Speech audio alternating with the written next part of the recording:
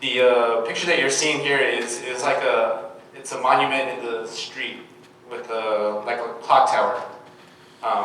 So it was something beautiful to see, but more importantly than that, we were there for the kids, you know, for the girls that were there. And while we were there, one of the things that we were able to do was just meet together as a group. And before we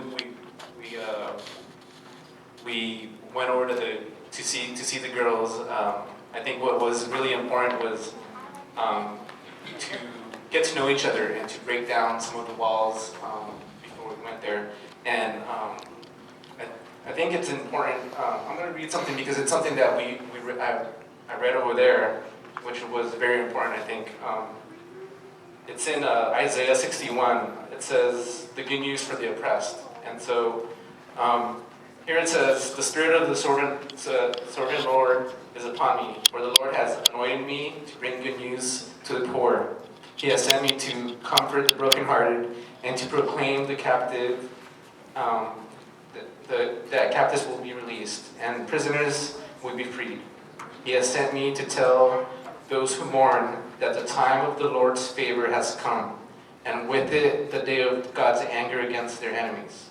To all who mourn in Israel, he will give a crown of beauty for ashes. And just being able to hear that, to remind us what we're there for, that was important. So we went to go see, if you go to the next slide, one of the places that we went to go see was a prevention home. And as you can see there, it's a home where there's younger kids who they have gone so they don't get into trouble in the future. So they want to prevent things from happening to them, and we were able to play games there and just be kids with them and love them. And we were playing volleyball. We were playing soccer. A group of us went to play soccer with them. Josie was playing soccer with them. And I was playing soccer with them. As some of you know, I'm a soccer coach. So it was good to do that. And a lot of us were playing other games as well with them. The other thing that we were able to do while we were at the prevention home was give back a little bit of what God has given us. And we got them as a group some soccer shoes. There was about maybe six kids that needed some soccer shoes, and you can see them in the background. Unfortunately, you can't see their faces because we want to protect the kids. So these are some of the kids that we were able to interact with, and it was just a joy to be there with them. And while we were there, also we went to a home that the girls were at too, and we were able to make jewelry with them and just fellowship with them in that way. Have lunch with some of the people that were there. They had a hair salon there that prepared the girls for their future, and many other things that they were preparing them for. It just depending on what the counselor had in mind for them. So if you go on to the next slide. Yeah, that's one of the cafes that we were at. I'm not sure if that was in Chiang Rai. It was in another place, but Destiny Rescue partnered up with a lot of restaurants there. This was their own cafe, but there's also other restaurants that they partnered up with to be able to help out these girls that were there. Go to the next slide. There's another slide that it's a salon. Yeah, it's a hair salon. This was actually in Cambodia, and they prepare them cosmetology for haircuts. So those that were interested in that type of field, they prepare them for that. If you go on to the next slide. Here you can see that we're having downtime, and so we went on. 20 minutes, 30 minutes to a Christian field trip town. It was a Christian town. We were able to meet lots of people there, and got to ride some of these beautiful elephants that they have over there. But we also got to talk to the people there, and I think Jay talked to someone that was there. You want to tell them about that? Oh, okay. Hi. So,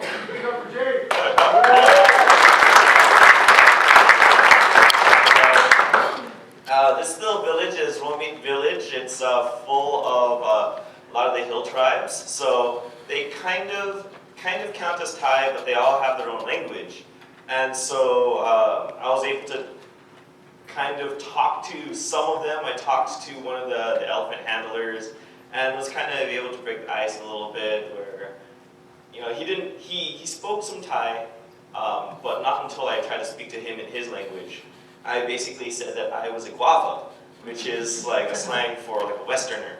So he started laughing, and we started speaking in Thai, and he's like, well, this is like a Christian village. We have there are a lot of missionaries that come up here, and there was another lady that Dante and I met. She was making hats, bags, and all these things, and she wasn't from Chiang Rai. She came from Bangkok, but she married like a Buddhist guy, and moved up to the village, and she's just Christian, and I thought that was really amazing. She felt that even though she lost her husband about 4 years ago, right, she's got her children who kind of grew up, moved out, but she still has so much peace inside this village because they did build a kind of a Christian community in there. She felt like she never lost her family there, and she's got amazing. It was really incredible just being able to interview some of these people. The next slide. Yeah. Oh, there you go. See, this is what happens when you go on a mission trip. You get comfortable with the people who you go with, and so we were tired, jet lagged a little bit, and we were just resting our heads there. But that's what it's all about. Jane and I got closer when we were there. Next slide. Oh.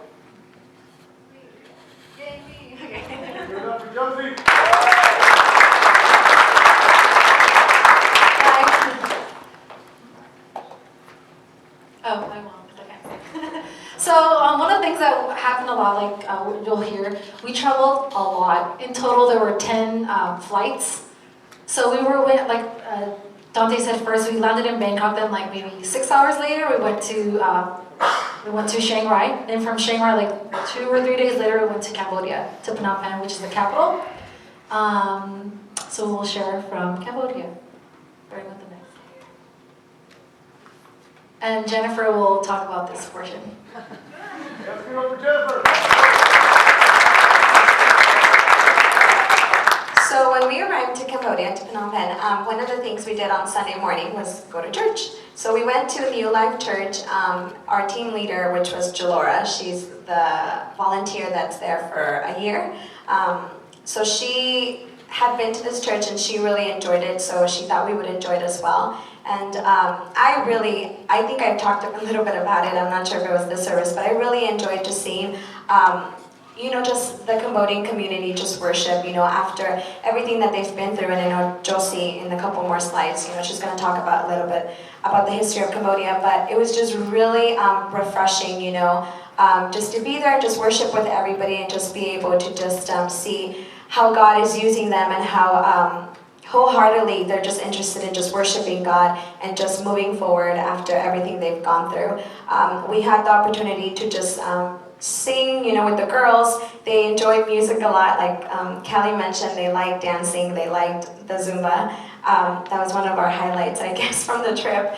But they really enjoy, just singing and just worshiping and just everywhere we went, the girls knew worship songs, they knew English songs, they taught us some songs as well, and it was just vice versa. And just, I just love how music, I'm passionate about worship and about music, and I just love how across the board, God uses that, and as we listen to the word, in this church, a New Life Church, and as we worship together, it was really exciting just to see how God is using them as well and how He uses music as well. One of the things, I'm not sure if we're sharing our challenges. Yeah, okay.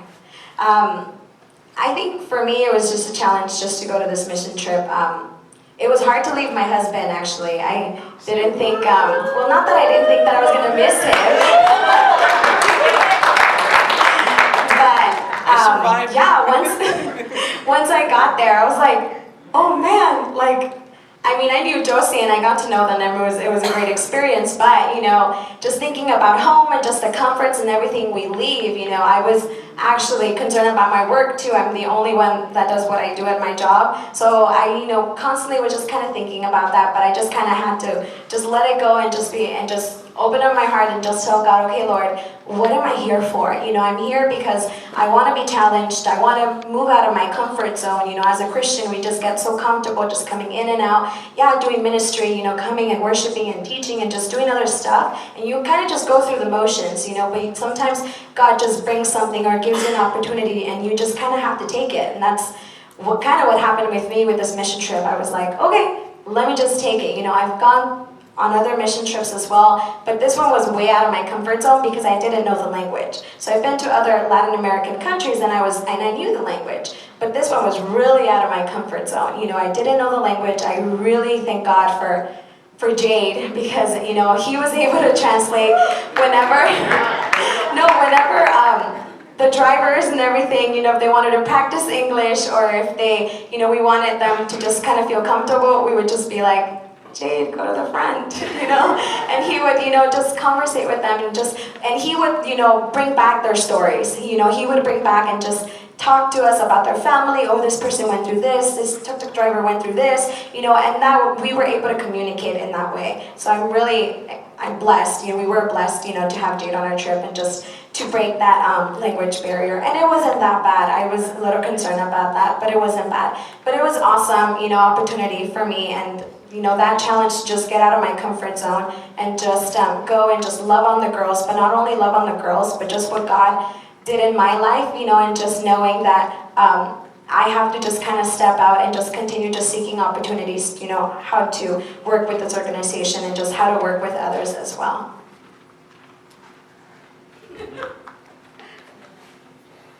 I'm back. Okay. So we can go to the next slide. So, and this next one. This is the vision of the church. It's actually that church. The main church. I guess they go plant churches in different areas around the world, and this was their Cambodian sector, I guess. Okay. So coming to Cambodia was definitely an eye-opening experience. As Jennifer mentioned, I had gone on other mission trips throughout college. I led groups of 30 to go all over through Latin America and stuff. So I was used to going on trips and experiencing different cultures. And I'm also, you know, from just growing up in a Hispanic household, you learn different cultures. And the first moment that we got to Phnom Penh, which is the capital, was crazy. There are motorcycles everywhere. There are like no laws or rules about how to drive. Like you think it's crazy here? No, that's like nothing. So I grew up in the city, so going from LA to Phnom Penh was just like, what? It was eye-opening and it was crazy. And growing up also, my dad's from Honduras, and that country is actually the most dangerous country in the world, not in a war. So I thought I had seen the worst. But coming to Cambodia, it was definitely different. You think third world, and you have a certain view of what a third world country is. This is, I want not to talk bad about Cambodia, but Cambodia is beautiful. But it was really bad. And sometimes in school you learn about genocides and wars, but until you see it with your own eyes, and you see the people and you see the buildings all destroyed, you're like, this really, really happened. So some of us, when we got there, we learned a little bit more about the genocide. We had the experience to go actually see the killing fields. So what happened is in the 70s, and it's been going on, it had been starting before, but during the 70s, there was a genocide. One person decided that to do without all the intellectual people and people that were of privilege, so that the farmers and the poor people can rise up, basically communism.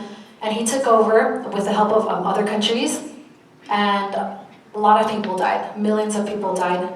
And now I'm guessing, like doing the math, anyone over the age of 40 in Cambodia lived for that war. So anyone who's 40 and over survived that genocide. So after going to the killing fields, we read through what happens is you go in and it takes you on a step-by-step tour. And each step has like a different story behind it. Like they would take people to this, it's far, like maybe like 20, 15 miles outside of the city. Now there are houses, but I can imagine back then there was seriously like just fields. And they would take people, and that's where they would execute people, and they would bury them in giant mass graves. So we would go there every single stop, and they were like, well, this is where children were buried, this is where women were buried, this is where the men were buried. This tree, actually, I don't want to go into the details because I know that there are children here. But this is where a lot of the children were done away with. And a lot of people, what they do is when they go there, they leave bracelets to remember the kids. We can go to the next slide. And this is actually within Phnom Penh, within the city. This is a jail. It was actually a school before. What they did was that once the military came in, they took over. Yes, it was a school. And they would also, before they would take them to fields, or mostly they would end up dying there as well, they would take people and they would torture them here. They would hold them here captive. So the first part that we had here, this is where they had beds there. And this is where they would torture them. And then on the other side of that school, or that prison, they had just cells that were made out of wood. They were about maybe like this wide and like this long. Do we have pictures of this? Yeah, those are some of them. And it was very depressing. We were able to even like go inside. And I went in through one of them, and it was actually funny because, not funny, but I walked through one of them, and it was the most eerie feeling I'd ever gotten, to think that someone was there. You can still see certain, I guess, blood that was in there. It's very real. It's very crude, I guess. So I was walking in there, and it was funny because at the same time, someone else was coming in. Someone from our team was coming in behind us, and I got scared because of the fact that it was so quiet. But to think that at that same time, not so long ago, someone was in there probably thinking, this is it, this is the end, this is all that's left. And to think of, this is what that country was going through for such a long time, all the despair, all the devastation that they went through, thinking, man, this is it. This is where my life is going to end. And we were, to think, of what we were going through, we were just playing games like not so long ago with kids, and then now we're here. It's like such a huge gap between like what God does and what Satan can do. What Satan can do. Satan has a lot of power on us. We also forget about that. But when Satan comes into a certain person's life and does his work, there's devastation, there's terror, there's horror. But the other side we saw earlier with the kids and with the girls, there's also hope. And that was one thing that we learned, I guess, to pray for as well. That this city is still in reconstruction, like I mentioned before. A lot of the buildings are destroyed. It's very dirty. A lot of the people you can see, they're just tired. And you don't see a lot of older people. The people that you do see, like I said, they were survivors. But everyone there, and that's something that we learned with Kimber, who's actually the volunteer. She's the head of the house, the rescue house. She was telling us that this is where, there's more crime in that city, within that house, than there are in any of the other houses, because the girls are used to, having to fight for something, having to raise themselves, I guess. So when we got to the house, we had heard all these other things. Right after we went to church, we went to have lunch with Kimbra, and she was like, brace yourself, because you were about to get some sass, like a plate of sass. So we were expecting to get there, and all these girls like mad dogging us and like telling us like, get out. And we had heard all these horror stories of girls not accepting the teams, that the girls would think that our stuff was very boring and blah, blah, blah. So we're like, oh my gosh, what are we gonna do? So we got there, and yeah, we thought there it is alive. Is there another slide? No, just kidding. Okay, so we got there and like we did see some sass.